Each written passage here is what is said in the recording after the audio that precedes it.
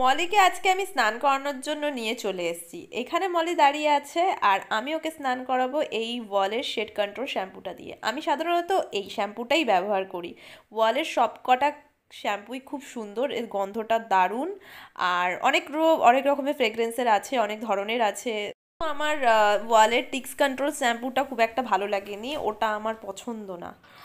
আহ, এই যে মলি দেখো কি সুন্দর দাঁড়িয়ে দাঁড়িয়ে ও স্নান করে, এটা আমার খুব ভালো লাগে। ও কিন্তু কোনো ডিস্টার্ব করে না আমাকে, ও দিব্যি দাঁড়িয়ে থাকে আর আমি ওকে খুব সুন্দর করে স্নান করাতে পারি। এই দেখো কি সুন্দর দাঁড়িয়ে আছি, একদম স্ট্যাচু হয়ে দাঁড়িয়ে আছে। এখনও কিচ্ছু করবে না, এরকম দাঁড়িয়ে থাকবে, আমি ওকে স্নানটা করিয়ে দেবো।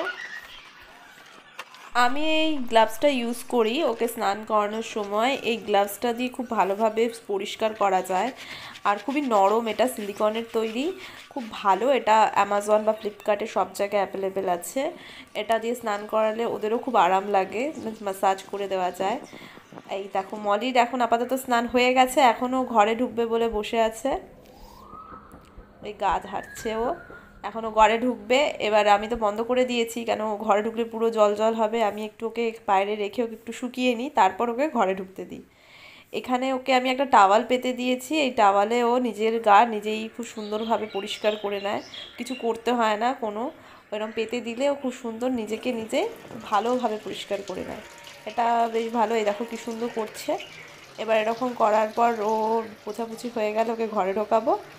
এই দেখো রেডি একেবারে, কখন ও ঘরে যাবে, ও ঘরে যাওয়ার জন্য একদম রেডি।